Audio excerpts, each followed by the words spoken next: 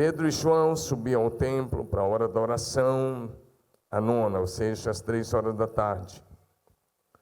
Era levado um homem coxo de nascença, o qual punha diariamente à porta do templo, chamada Formosa, para pedir esmola aos que entravam. Vendo ele a Pedro e João, que iam entrar no templo, implorava que ele lhe desse uma esmola. Pedro, fitando-o juntamente com João, disse: olha para nós. E ele os olhava atentamente, esperando receber alguma coisa. Pedro, porém, lhe disse: não possuo nem prata nem ouro, mas o que eu tenho, isso te dou. Em nome de Jesus Cristo, o Nazareno, levanta-te e anda. E tomando-o pela mão direita, o levantou. Imediatamente os seus pés e tornozelos se firmaram, e de um salto se pôs em pé e passou a andar. E entrou com eles no templo, saltando e louvando a Deus. Viu todo o povo a andar e a louvar a Deus. E reconheceram-se ele o mesmo que esmolava assentado à porta formosa do templo. E se encheram de admiração e assombro por isso que lhe acontecera. Nós vamos orar mais uma vez. Curva a sua cabeça. Obrigado, Senhor, por essa manhã de domingo tão bonita. Obrigado, Senhor, por esse dia lindo que o Senhor fez. Obrigado, Pai, esse é o dia que o Senhor fez e nós queremos nesse dia andar com o Senhor, ouvir a Tua voz, celebrar o Teu nome e fazer aquilo que agrada o Teu coração. Muito obrigado. E, Pai, obrigado pela Tua palavra. E agora eu oro em nome de Jesus Cristo de Nazaré, que o amado Espírito Santo de Deus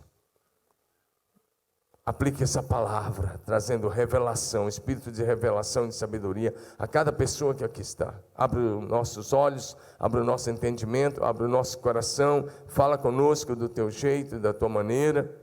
Eu oro, Pai, para que o nome de Jesus Cristo seja glorificado, para que o Pai seja exaltado nesta manhã. Por isso, Espírito Santo, fique muito à vontade entre nós. Te louvamos, Pai. Agradecidos, oramos em nome de Jesus. Diga amém. O tema de hoje é faça a diferença. Diga isso, vamos lá? Diga de novo, faça a diferença.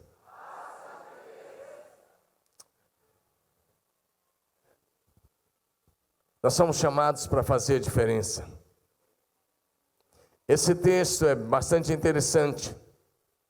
A igreja está aí no seu começo, nos seus primeiros dias, lá em Jerusalém. E esse texto nos fala que às 3 horas da tarde, os apóstolos Pedro e João estavam entrando no templo para ter um tempo de oração. E quando eles iam entrando, estava um mendigo lá, um paralítico que era muito conhecido. Muito conhecido porque os fariseus, que eram os responsáveis ali pelo ensino no templo, os escribas, os saduceus, passavam por aquele homem todo dia. Todos os dias aquele homem era colocado naquele ponto para pedir esmolas. Todos aqueles que entravam no templo conheciam muito bem aquele homem. E ele está lá. E dia após dia, a situação dele não mudava. E ele já era um homem de mais de 40 anos de idade. E a situação dele está lá. As pessoas jogavam uma moeda ou alguma coisa, e ele está lá do mesmo jeito por anos e anos e anos. E nós vamos ver o que aconteceu aqui. Eu quero começar dizendo a você que no poder e autoridade do nome de Jesus, nós podemos fazer a diferença na vida de muita gente. Nós fazemos a diferença na vida das pessoas quando a realidade em que essas pessoas se encontram muda.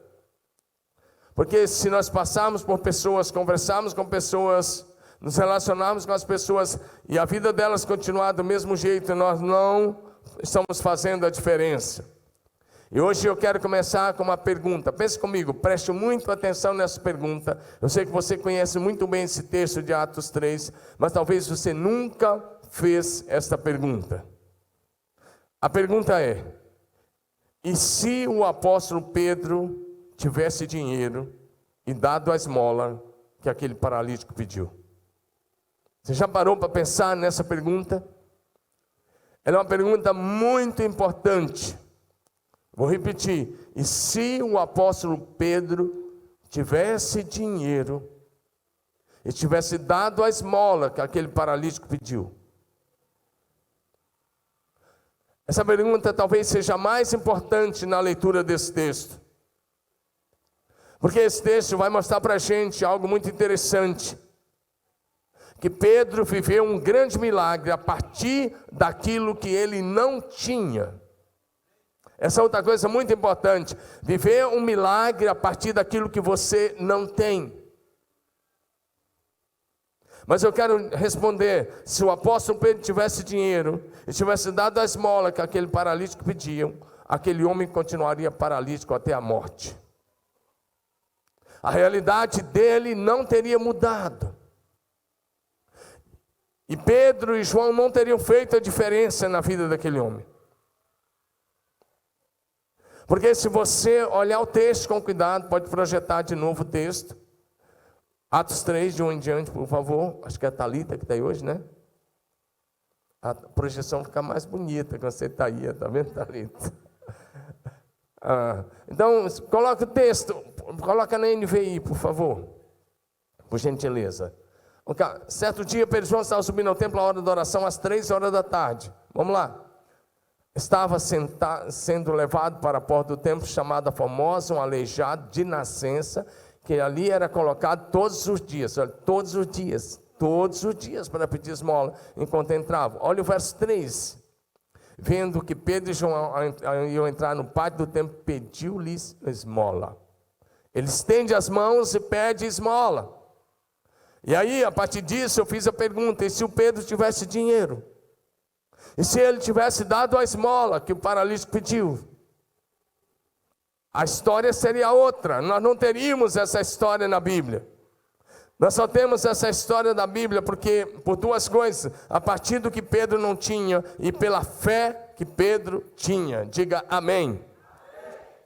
Como igreja de Jesus Cristo nessa cidade, e nas nossas 26 extensões, e até o final do ano serão 28, se Deus quiser, diga aleluia.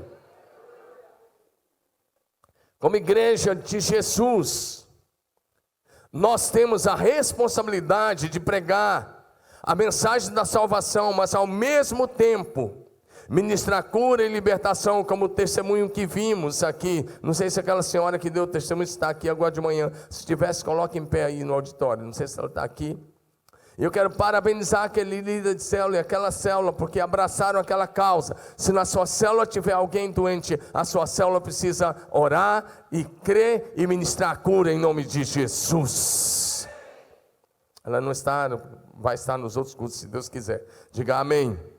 Então a nossa mensagem é a mensagem de salvação, mas ao mesmo tempo é a mensagem de cura e é a mensagem de libertação. Agora, o problema é que o cristianismo atual perdeu a coragem de ministrar como os antigos discípulos. Nós zelamos muito mais pela nossa posição, zelamos muito mais por a nossa maneira de ser e dizer: não, nós pensamos assim, mas se não der certo. Você não precisa pensar se não der certo, você só precisa crer e deixe os resultados com Deus. Nós ficamos preocupados com a nossa reputação. Deixa eu dizer, Pedro não estava preocupado com a reputação dele. Os antigos discípulos tinham coragem de ministrar.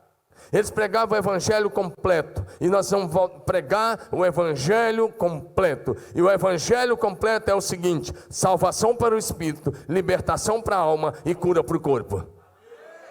Diga comigo: salvação do espírito, cura, libertação para a alma e cura para o corpo. Porque a maioria dos problemas que nós temos é porque a alma das pessoas não foi liberta. Elas vêm para a igreja e às vezes até entregam sua vida a Jesus, mas a alma continua sendo escrava do pecado, dos demônios e coisas dessa forma. E enquanto isso estiver acontecendo, a pessoa não tem vitória completa sobre a carne, sobre o mundo, sobre os demônios e sobre o pecado em geral. Então diga comigo de novo: salvação para o espírito, libertação da alma, cura para o corpo. Agora vamos resumir isso. Diga assim: espírito salvo. Diga de novo: espírito salvo, alma liberta, corpo saudável. Saudável. Aleluia. Como igreja, nós não estamos aqui apenas para melhorar a vida das pessoas, mas para transformar a realidade que as pessoas se encontram. Diga amém. Se você der uma esmola, se você dá uma esmola a alguém que está pedindo, você não muda a realidade da pessoa. Mas se você orar em fé e o Senhor operar um milagre, a realidade dela será transformada para sempre. Como cristãos, os cristãos dessa geração da igreja, muitas vezes, vou repetir, como cristãos dessa geração da igreja, muitas vezes nós tomamos as nossas decisões com base no dinheiro que temos. Mas escute isso: Deus quer que tomemos nossas decisões pela fé, com base não no que temos, porque é assim que Deus faz. A palavra de Pedro e a ministração de Pedro não foi com base no que ele tinha no seu bolso, foi com base no que ele tinha no coração, a fé e o poder do Espírito Santo. Grande parte do cristianismo atual confia no dinheiro que tem. Sabe por quê? Porque perdeu completamente a dependência do Espírito Santo. Eu quero encorajar você a voltar a depender do Espírito Santo. Diga amém. Conta-se uma história, e é verdadeira, que em um determinado dia, um líder espiritual, num período que estava fazendo uma grande campanha para construir a Basílica de São Pedro em Roma. E depois de um momento, vamos dizer, de culto espiritual, chegou o momento de contar as ofertas, e aquele dia tinha muito dinheiro. Então o líder espiritual, olha bem para mim, o líder espiritual olhou para um dos liderados dele e disse assim: nós não podemos dizer como Pedro, não tenho prata nem ouro, porque nós temos muita prata e muito ouro. E aquele liderado olhou para aquele líder daquela paróquia e disse: mas você também não pode dizer como Pedro, em nome de Jesus, levanta e anda. Você não pegou, né? Acho que você não está aqui, né? Essa é a realidade da igreja, de um modo geral, católica e evangélica. A maioria dos cristãos hoje já não pode mais dizer: não tenho prata nem ouro. A maioria de nós nesse auditório e aqueles que vão assistir essa mensagem em casa não podem dizer mais para o paralítico: não tenho prata nem ouro, porque se disser, a maioria vai estar mentindo. Mas a maioria também não tem autoridade espiritual para dizer: em nome de Jesus Cristo, levanta-te e anda. Porque hoje temos o que Pedro não tinha: dinheiro. Mas não temos a mesma coragem, fé e autoridade espiritual para dizer: em nome de Jesus Cristo, levanta-te e anda. Diga: isso está mudando. Diga: isso está mudando. Diga: já mudou. Diga: porque eu vou agir na mesma autoridade que Pedro agiu. Diga aleluia. Até aqui foi a introdução. Pois bem, tem uma outra pergunta: o que a igreja precisa então fazer? O que a igreja precisa para fazer a diferença? Em primeiro lugar, diga comigo: oração. Em primeiro lugar é oração. E aí a oração faz a diferença. Diga amém. Se você olhou o texto de Atos 3, de um em diante, o texto vai dizer para nós, em Atos 3:1, que Pedro e João estavam subindo ao templo para a hora da oração às 3 horas da tarde. Um judeu, praticante da palavra e da fé, normalmente eles oravam 3 vezes ao dia. Eles oravam pela manhã, eles oravam às 3 horas da tarde, eles oravam à tardinha, eles tinham 3 horários. Daniel era assim. E Pedro e João estão aí subindo ao templo para esse horário de oração da tarde. Eu quero dizer uma coisa a você interessante. Se como discípulos do Senhor Jesus, você quer fazer a diferença, você precisa ter vida de oração. Diga amém. Diga comigo, vida de oração.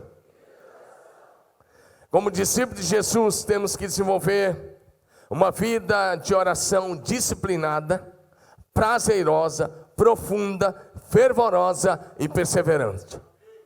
Vou repetir, vida de oração disciplinada, porque a oração começa com disciplina. Se a gente não tiver disciplina, a gente não ora. Ou seja, você vai ter que separar um horário todos os dias, ou 2 horários, ou 3 horários, e naquele horário você vai ser de forma disciplinada, você vai orar. A oração começa com disciplina, e aí você ora com disciplina até que a oração vire prazer. E aí quando ela vira prazer, você aprofunda na sua comunhão e no seu relacionamento com Deus. E aí você vai orar com fervor, com intensidade. E aí você vai perseverar. O resultado é que você vai viver dias de céu na terra e da manifestação da glória de Deus na sua casa, no seu trabalho e aonde você for. Diga amém. Então, se você quer uma vida de oração, eu vou te dar algumas dicas. Primeiro, comece a andar com pessoas que gostam de orar. Diga amém. Diga, eu preciso andar com gente que ora. Se você andar com gente que ora, você vai aprender a orar. Mas se você andar com gente que não ora, você também não vai orar. Ande com gente que ama estar na presença de Deus. Ande com gente que tem coragem de fazer algo diferente, algo novo. Diga amém. Ande com pessoas que querem crescer no seu relacionamento diário com Cristo Jesus.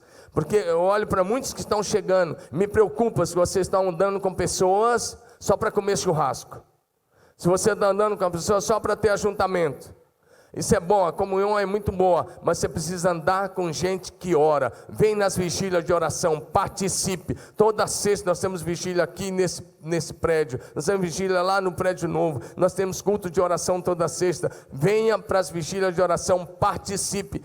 Toda manhã, todo dia, de segunda a sexta, às 6:30 da manhã, nós temos oração lá no prédio da 9 de julho. Se você quer aprender a orar, venha conosco, comece a orar conosco, faça disso uma disciplina, separe pelo menos um dia pela manhã, às 6:30 da manhã, das 6:30 às 7:30, esteja conosco, venha aprender a orar, ande com quem gosta de orar, e você vai se tornar um homem de oração, uma mulher de oração. Diga aleluia. É de segunda a sábado. Estava esquecendo. E todo domingo tem oração aqui antes dos cultos da manhã e da noite. Diga amém. E nós vamos ter em breve, nós vamos ter lá a nossa capela 24 horas de oração, sem parar. Eu quero encorajar você a fazer parte desse mover de oração. Diga aleluia. Mas ao orar, ande com gente que ora e crê na resposta da oração. Gente que crê naquilo que é impossível aos olhos humanos. Às vezes você olha para uma situação e parece impossível, e você precisa crer no impossível. Diga amém. Marcos 11:24, Jesus falou o seguinte: eu digo que, por isso vos digo, que tudo quanto em oração pedirdes, credes que já receberam, e será assim com vocês. O Senhor Deus sempre faz, sempre responde a nossa oração, independentemente de quem nós somos, para que a glória seja somente dEle. A presença do Espírito Santo em nós, que nos ensina a orar e que nos faz a orar, é o tesouro em vasos de barro. Segundo aos Coríntios, capítulo 4, verso 7, Paulo escreve: temos, porém, esse tesouro em vaso de barro, para que a excelência do poder seja de Deus e não nossa. Ore, porque o Senhor nosso Deus é poderoso para fazer infinitamente mais, além de tudo que nós fomos capazes de pedir ou imaginar. Levanta a mão e diga assim: o nosso Deus é poderoso para fazer infinitamente mais. Vira para o seu vizinho, ministra para ele pela fé: você vai viver o infinitamente mais de Deus na sua vida. Diga, no seu, se for casado, diga, no seu casamento, no seu trabalho, no seu negócio, na sua saúde, no seu ministério. Você vai viver o infinitamente mais. Diga aleluia. Efésios 3, verso 20. Efésios 3, 20 diz assim: ora, aquele que é poderoso para fazer infinitamente mais do que tudo quanto pedimos ou pensamos, conforme o seu poder que opera em nós. E o poder de Deus que opera em nós é o Espírito Santo, é o poder do Espírito Santo. Diga aleluia. Vira de novo seu vizinho, acorda ele assim, tira, fala assim: rapaz, o frio já passou. Ou se for moça, fala moça, tá bom? Agora fala assim, diga assim, olha para ele. Era só para acordar e dizer assim para ele: chegou o tempo de você viver o infinitamente mais de Deus em sua vida, família, profissão e ministério. Diga: o tempo é hoje e a hora é agora. Aleluia.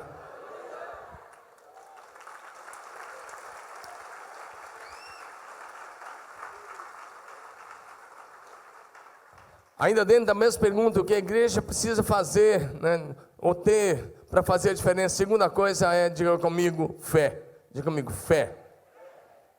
Aí o slide, fé. Diga de novo, fé. Você só precisa de fé.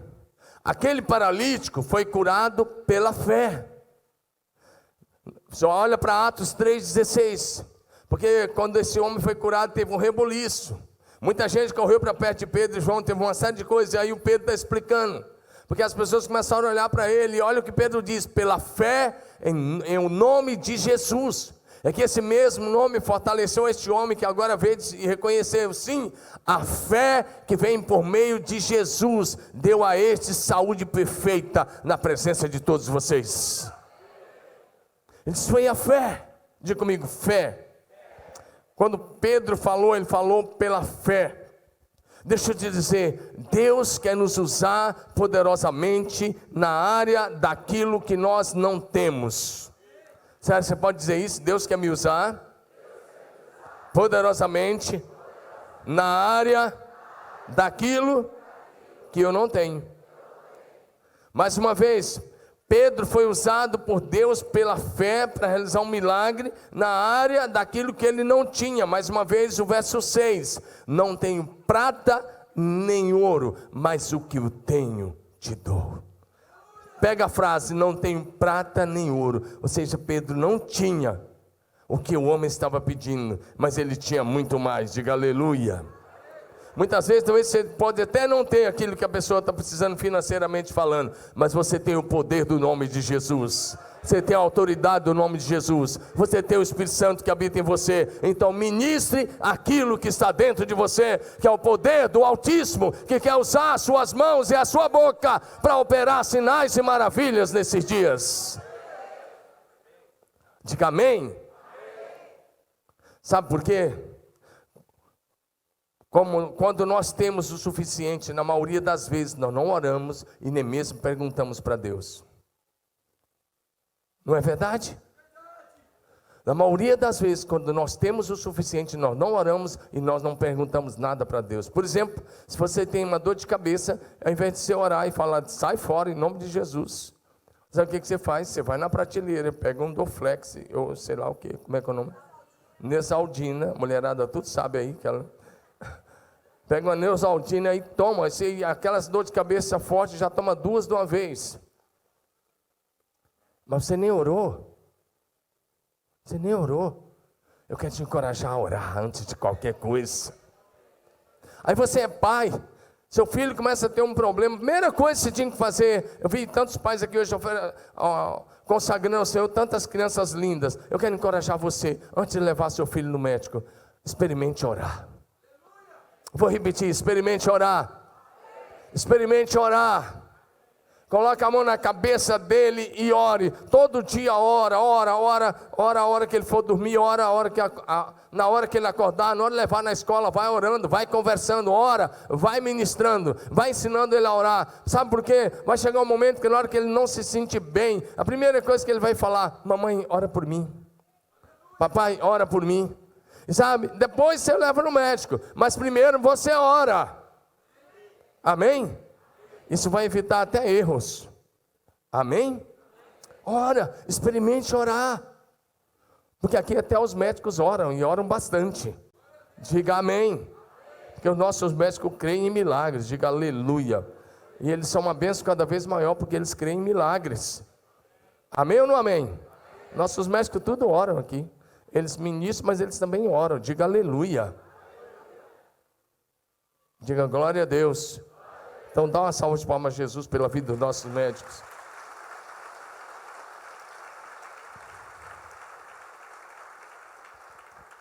Preste bem atenção, vou voltar na frase. Quando nós temos o suficiente, a tendência é não orar. A tendência é não depender de Deus. A tendência é ir na prateleira, a tendência é ir direto no hospital, na prontomédia. Eu quero te contar, antes de ir na prontomédia, experimente ir no pronto-socorro do céu. Diga aleluia. Experimente ministrar pela fé. Amém? Toma muito cuidado com as comparações nas redes sociais. Você começa a olhar para a rede social, você começa a olhar que lançou isso, lançou aquele tênis da moda, lançou aquele celular da hora, lançou não sei o que. Você está sempre lá fazendo comparação com o que o outro tem, que você não tem. Você não precisa disso, você já tem mais que o suficiente, porque o Deus eterno habita em você, Ele é o seu Pai, e tudo está disponível a você em nome de Jesus. Amém? Agora presta atenção, líderes de célula. Queridos líderes, eu e você, temos que liderar a partir daquilo que nós não temos. Parece loucura, não é isso? Mas preste atenção, quando Moisés, vamos olhar para Moisés um pouquinho.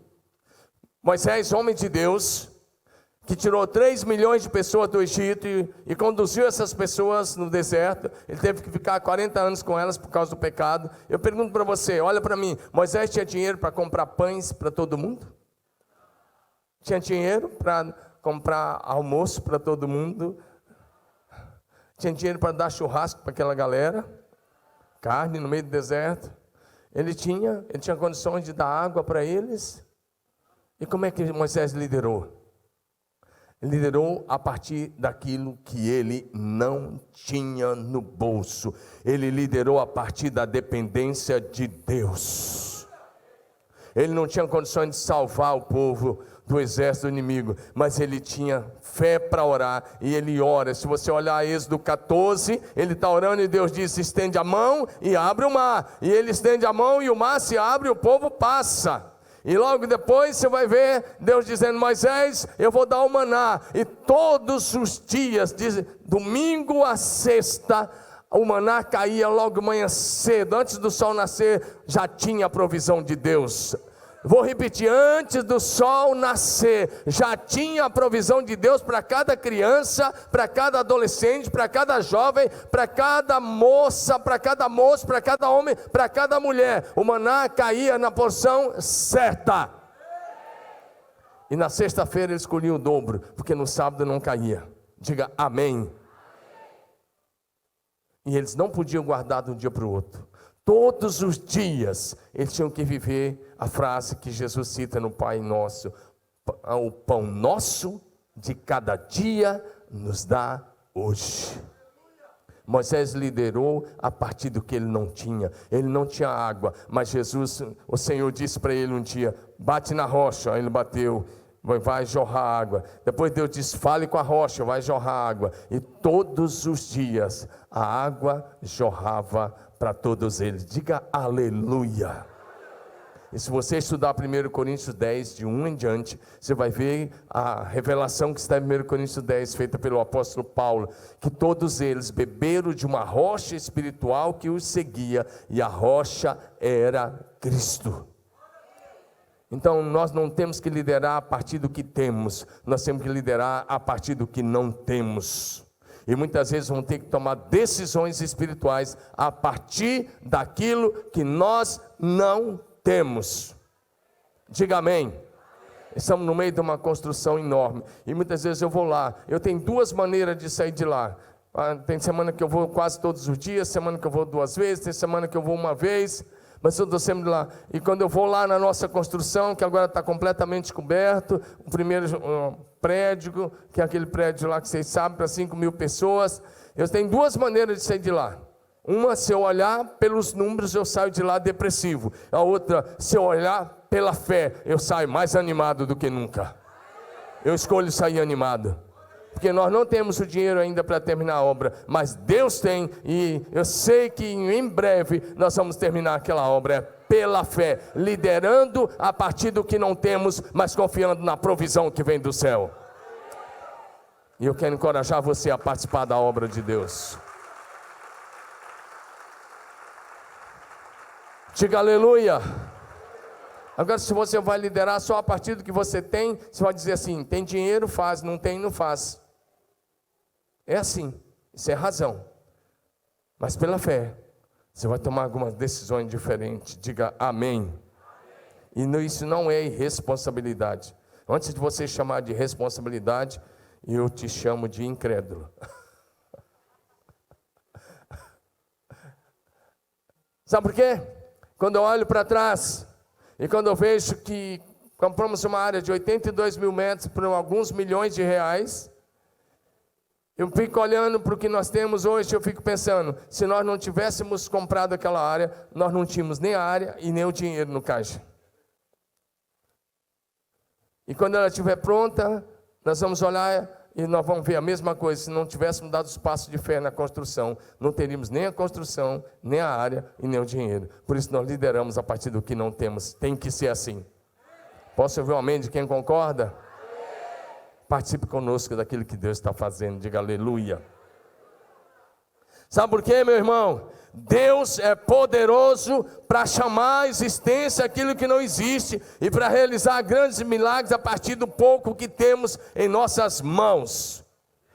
Por isso, pela fé, eu quero encorajar você a transformar realidades espirituais lá no seu bairro, na sua rua, lá em volta, na sua vizinhança. Você vai chamar à existência o poder de Deus. Diga aleluia.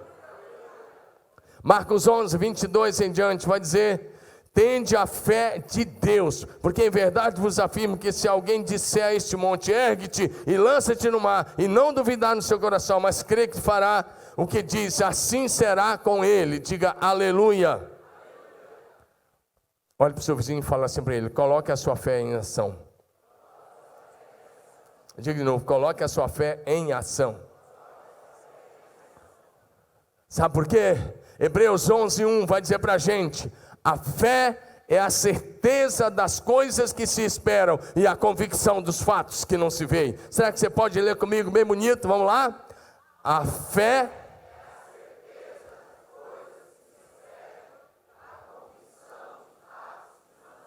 e ainda que neste culto, eu quero encorajar você, que hoje até o final desse culto, você comece a chamar à existência aquilo que ainda não existe pela fé, aquilo que você precisa receber de Deus, lá na sua casa, no seu casamento, nas suas finanças, na sua saúde, lá na sua célula, no seu trabalho. Eu quero que você comece a chamar à existência aquilo que ainda não existe, e você vai viver milagres extraordinários.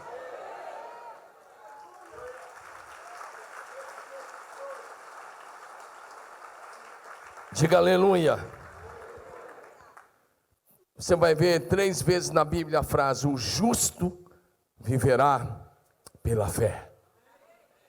Diga comigo: o justo vive pela fé. Uma das vezes que esse texto aparece, ele aparece no Velho Testamento e aparece 2 vezes no Novo Testamento. E uma das vezes que esse texto aparece é em Romanos 1,17. Foi quando Martinho Lutero chegou aí nessa frase, que ele entregou sua vida a Jesus Cristo. E depois promoveu a reforma protestante.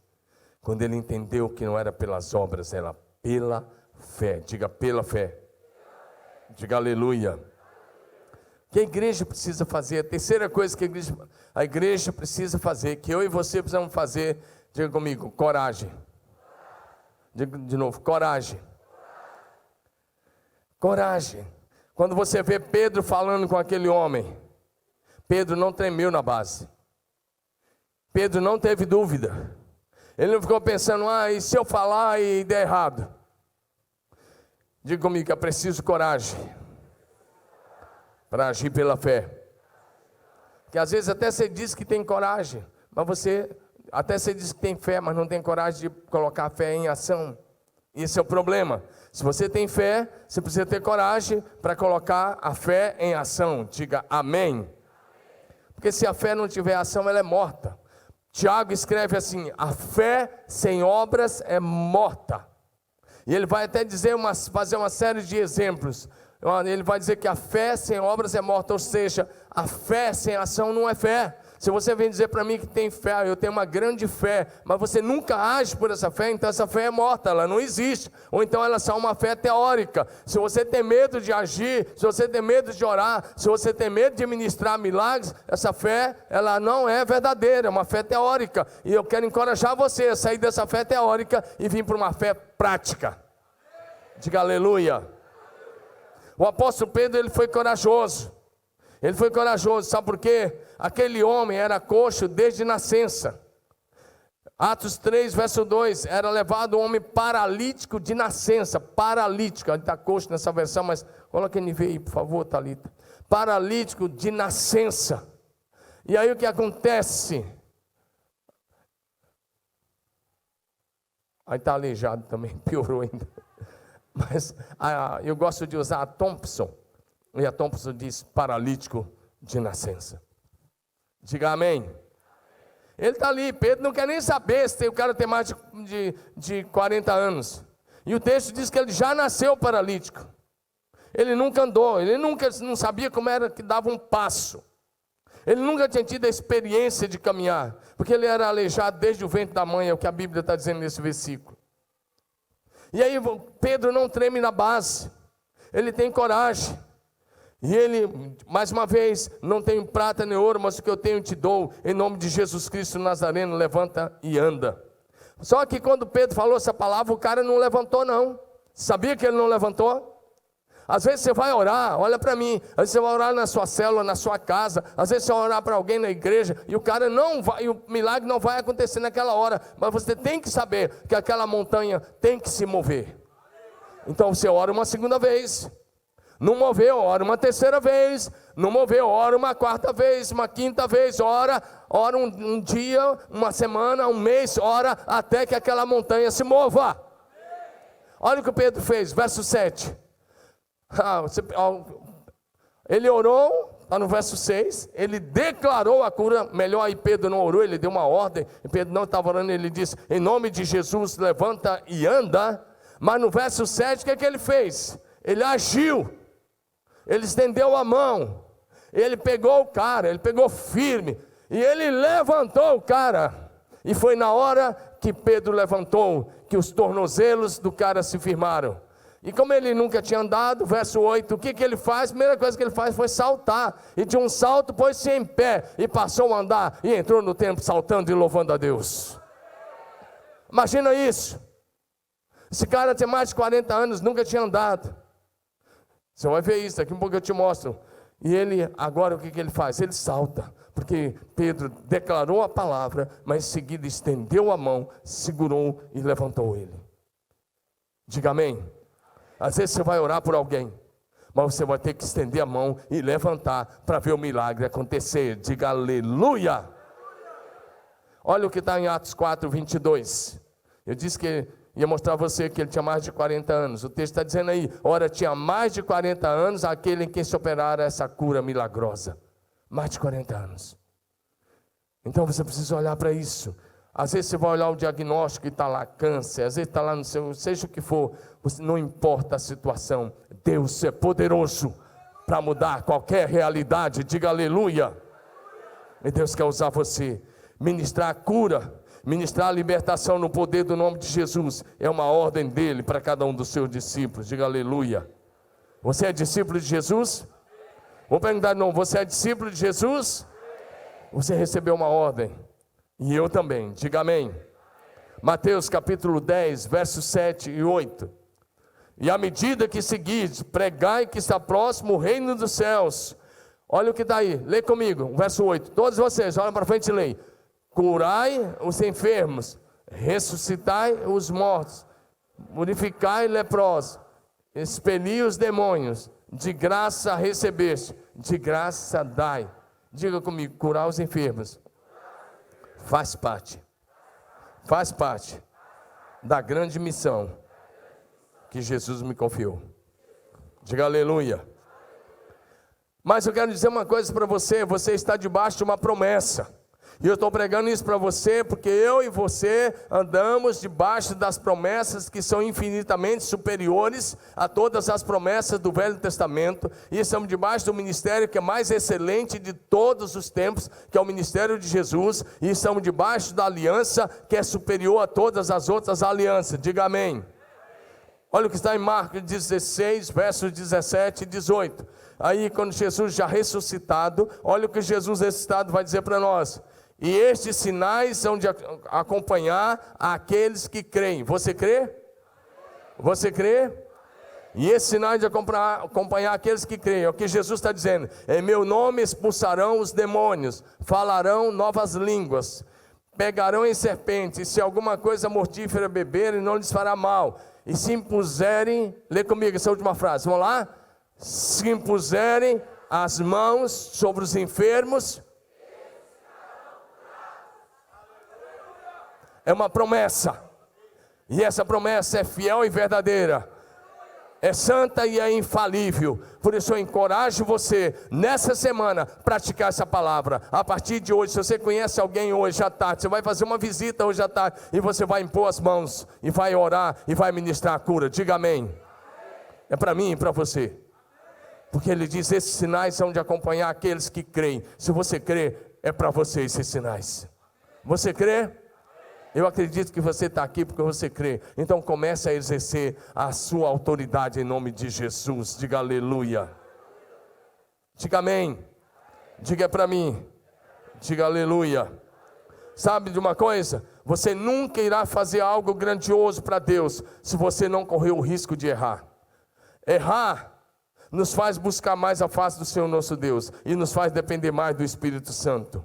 Você nunca vai ver milagre se você não tiver coragem de impor as mãos e orar pela primeira vez. Eu quero encorajar você a praticar essa mensagem hoje. Diga amém. Hoje à tarde, hoje à noite, visite alguém que precisa de uma ministração e Deus vai usar as suas mãos.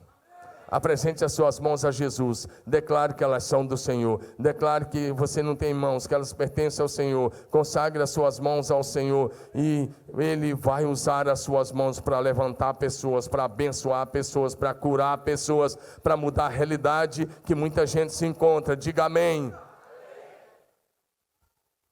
Olha o que está em Marcos 9, 23, Jesus respondeu, se tu podes, tudo é possível àquele que crê. Você pode ler essa parte comigo? Vamos lá? Todos vocês? Fala melhor. Tudo. Mais uma vez. Vocês não falaram, vamos fazer a frase toda. Todo mundo junto, não é novela mexicana não. 3, 2, 1. Tudo é possível àquele que crê. Você crê? Se você crê, saia dessa fé teórica, comece a ministrar e Deus vai mudar, vai usar você. Diga amém. Lucas 1,37 diz, para o nosso Deus não há impossíveis em todas as suas promessas. Diga amém. Mande o medo embora, mande a dúvida embora. Deus vai mudar realidades a partir de você. Diga amém. Porque Deus é poderoso para fazer infinitamente mais do que pedimos ou pensamos. Diga amém. 2 Timóteo 1,7, a palavra vai dizer para nós que Deus não nos deu espírito de medo, mas de poder, amor e equilíbrio.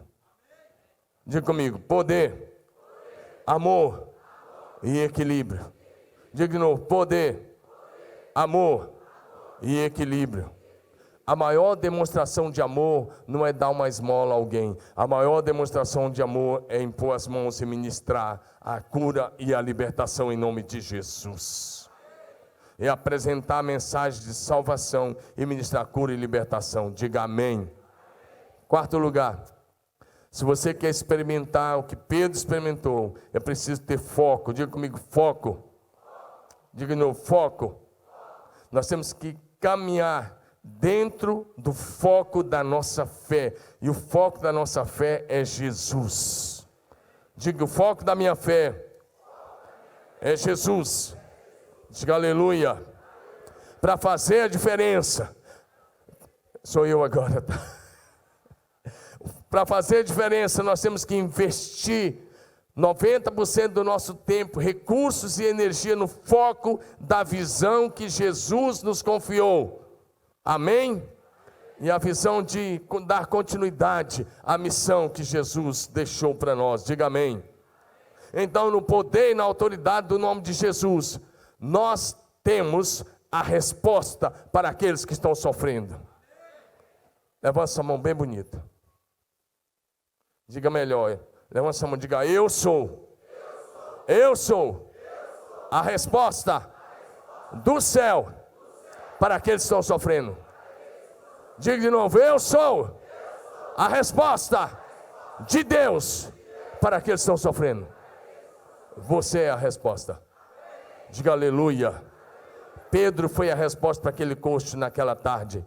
Eu e você somos a resposta de Deus para aqueles que estão sofrendo ao nosso lado. Diga amém. Diga aleluia. Quando perdemos o foco da missão que nós temos e daquilo que Jesus nos mandou fazer, nós nos tornamos pessoas comuns. Mas quando nós andamos no foco, nós podemos viver o sobrenatural. Diga aleluia. E o nosso foco, o foco da mensagem que pregamos é no poder do nome de Jesus. Pregar o evangelho todo a todas as pessoas, em todos os lugares, usando todos os meios possíveis. O nosso foco é libertar os cativos espirituais, é libertar os oprimidos do diabo, é curar os enfermos, é dar vista aos cegos, é proclamar a eterna salvação de Deus em Cristo Jesus. Diga amém. Em Lucas 4,18, Jesus diz, o Espírito do Senhor está sobre mim, porque Ele me ungiu para evangelizar os pobres, enviou-me para proclamar libertação aos cativos, para dar vista aos cegos, e para pôr em liberdade os oprimidos, e anunciar o tempo da graça do nosso Deus. Diga amém.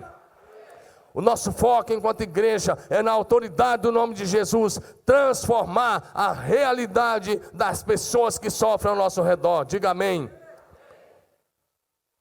Olha o que está em Isaías 61, 2 e 3. Olha aí o que diz que a mensagem do Evangelho ia fazer. Há uma profecia dizendo que é isso que o Evangelho faz. Ele diz, apregoar o ano aceitável do Senhor e o dia da vingança do nosso Deus. Olha aí a nossa mensagem. O que é a mensagem, o conteúdo da nossa mensagem? Diga comigo, consolar todos os que choram. Diga de novo, consolar todos que choram. 3, e a pôr sobre os que em Sião estão de luto. Vamos, diga comigo, e a pôr sobre os que em Marília estão de luto. Diga uma coroa, ao invés de cinzas, óleo de alegria, ao invés de pranto, veste de louvor, ao invés de espírito angustiado, a fim de que se chame carvalho de justiça, plantado pelo Senhor e para a sua glória. Ou seja, o foco do evangelho que pregamos é consolar os que choram, os abatidos de espíritos enlutados, é levar o consolo que há em Jesus. Diga amém. Mateus 11, 28, Jesus diz, vinde a mim todos vós que estáis cansados e sobrecarregados, e eu vos aliviarei. Diga aleluia.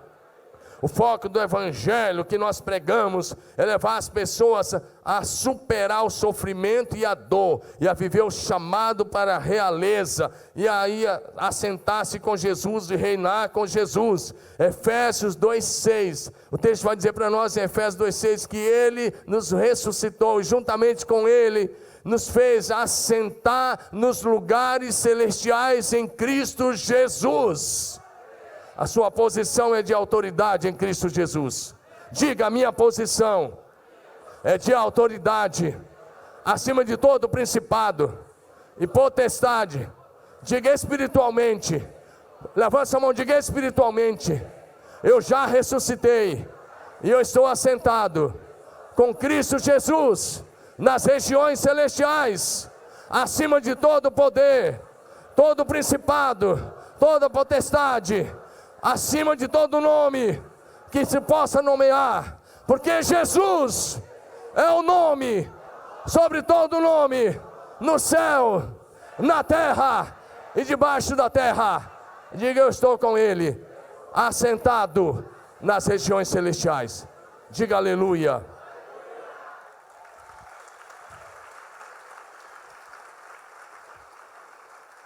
O foco do evangelho que pregamos é transformar a tristeza das pessoas em plenitude de alegria. Thalita, por favor, coloca na NVI esse texto agora. Isso, obrigado. Lê comigo, vamos lá? Diga comigo: o foco do evangelho que pregamos é transformar a tristeza das pessoas em plenitude de alegria.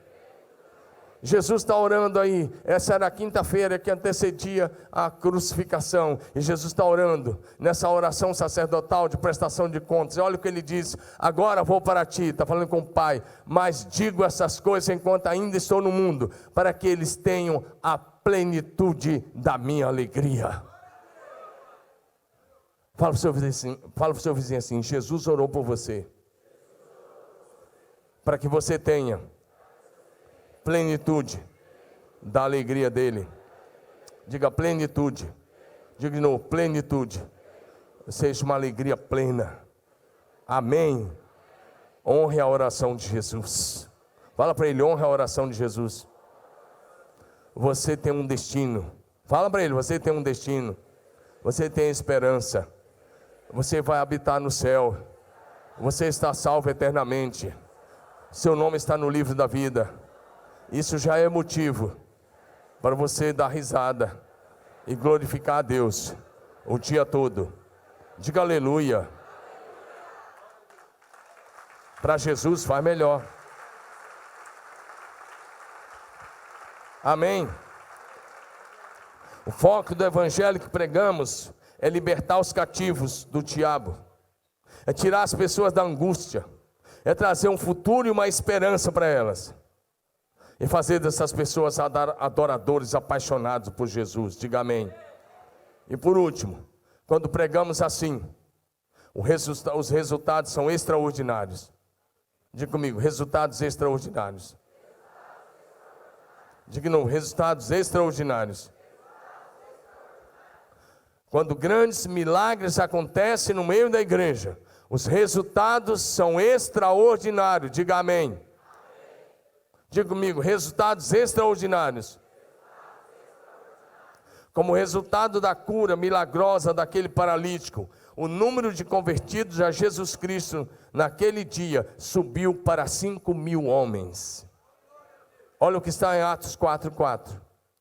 O texto continua, olha que está em Atos 4:4. Pega bem esse texto. Muitos, porém, dos que ouviram a palavra, que Pedro pregou em seguida, quando houve a cura, muitos dos que ouviram a palavra aceitaram, e subindo o número de homens para quase 5.000. Agora, se aí,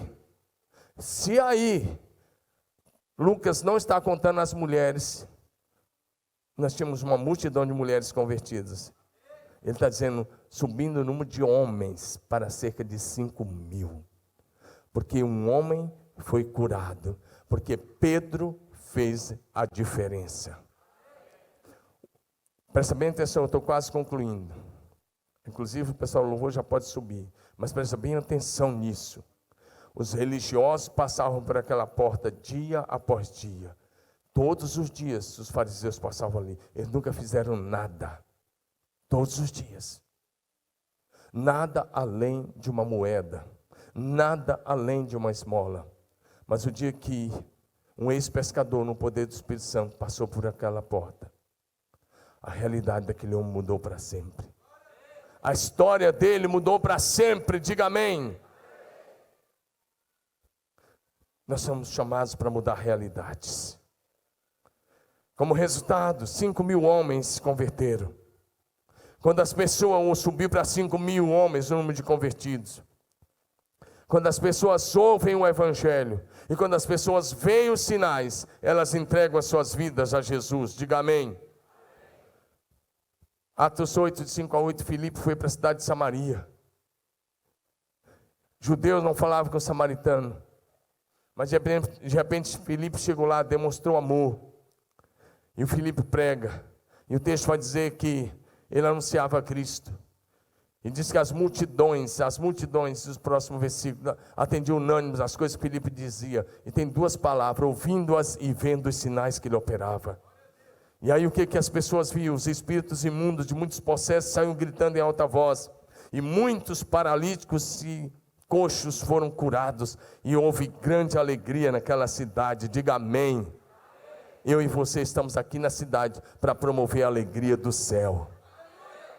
A mensagem do Evangelho traz alegria. Quando Jesus nasceu, os anjos cantaram: eis que vos trago boa nova de grande alegria, que será para todo o povo, porque hoje na cidade de Davi nasceu o Salvador, que é Cristo Senhor. Posso ouvir um amém? Amém. O Evangelho é a boa nova de grande alegria. Diga aleluia. Coloque suas duas mãos assim, ó, olha para elas, que eu vou te dar uma palavra. Em Atos 19, 11 diz assim: Deus, pelas mãos de Paulo, fazia milagres extraordinários. Você não entendeu ainda, né? Vou dizer de novo: e Deus, pelas mãos de Paulo, fazia milagres extraordinários.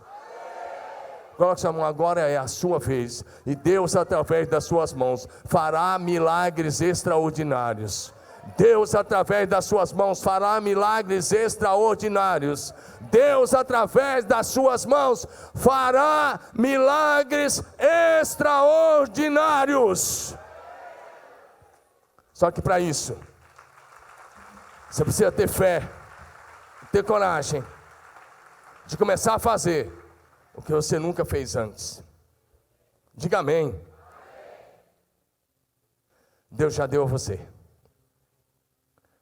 2 Pedro 1, 3, 4 diz que Deus já nos deu tudo o que precisamos para agir nessa dimensão. Seu divino poder nos deu tudo o que necessitamos para a vida e para a piedade, por meio do pleno conhecimento daquele que nos chamou para a sua própria glória e virtude. Dessa maneira, Ele nos deu as suas grandíssimas e preciosas promessas. Grandiosas e preciosas promessas. Diga amém. Na autoridade do nome de Jesus e no poder do Espírito Santo, eu quero encorajar você, a partir de hoje, a fazer a diferença. Fique em pé. Você quer viver isso começando hoje na sua casa, na sua família? Você vai ter que ter essa visão, essa mentalidade, esse coração, essa fé e essa coragem para isso. Se você quer, corre aqui na frente, eu estou esperando você bem aqui. Dá um passo de fé. Quer colocar sua vida nas mãos de Jesus? Vem como você está. Eu posso garantir que o melhor da sua história em Cristo Jesus está para acontecer. Não estou pregando teoria. Estou pregando a mais pura, mais preciosa, mais poderosa, infalível palavra de Deus. É para você mudar realidades, começando na sua casa, na sua família, por onde você anda, passando pela sua célula, na igreja, onde você ministra, onde o Senhor te levar, no meio da rua, seja onde for, onde você estiver, você pode mudar realidades. Nós vamos cantar, enquanto cantamos, vem à frente, Eu quero orar por você em seguida, mas quero orar se você quer estar disposto a fazer o que você nunca fez antes. Essa não pode ser mais uma mensagem. Você não veio aqui para simplesmente bater o cartão e ir embora. Você veio aqui para receber uma palavra para mudar a tua vida, a realidade que te cerca para sempre. Vamos cantar.